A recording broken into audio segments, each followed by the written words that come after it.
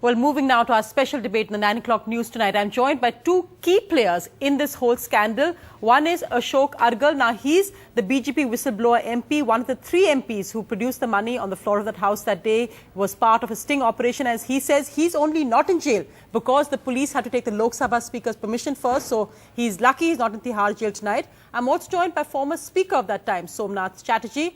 And also, the rest of my special guests on the panel is Rajiv Pratap Rudy, BJP spokesman. I'm also joined by Prashant Bhushan, senior advocate of the Supreme Court and old adversary of Amar Singh. And I'm joined by an old friend of Amar Singh as well, Abu Asim Azmi of the Samajwadi Party.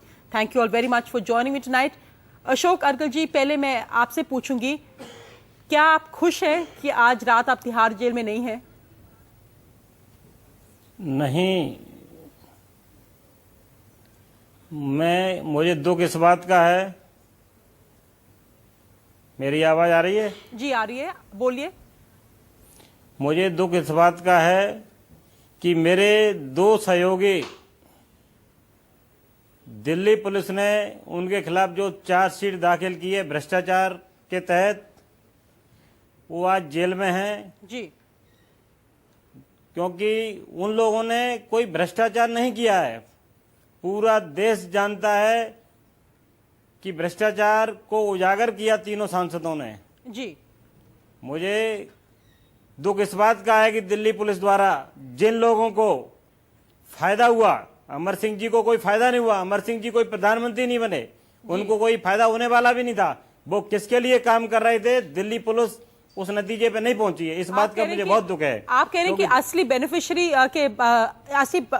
के पास नहीं पहुंचे आपके, जो आप कांग्रेस के बारे में और उस टाइम के प्रधानमंत्री मनमोहन सिंह जी यूपीए 1 के बारे में बात कर रहे हैं। पर क्या मैं आपसे पूछ सकती हूं कि जो चार्जेस आपके खिलाफ और आपके जो दोस्त के खिलाफ लगे हैं वो रिसीविंग ब्राइब के हैं, बहुत सीरियस चार्जेस है। क्या आप सोचते हैं कि ये अन्याय है?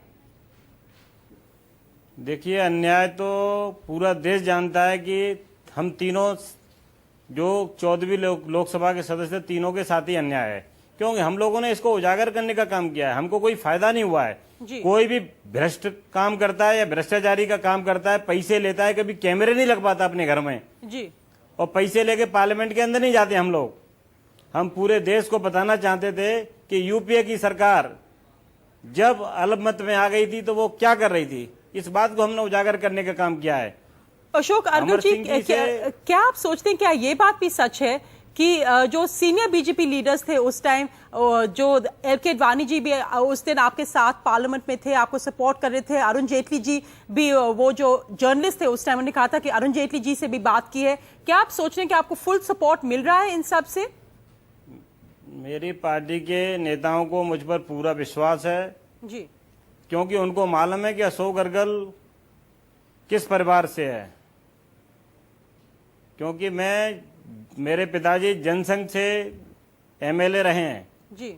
आपातकाल में मेरे पिताजी 19 महीने जेल रहे हैं, 2 बार पार्लियामेंट के मेंबर रहे हैं बीजेपी से वो। तो मैं कभी किसी पार्टी में जाने का तो सवाल ही नहीं है, लेकिन पुलिस सच्चाई पे नहीं पहुंची है, ये मुझे बहुत दुख है।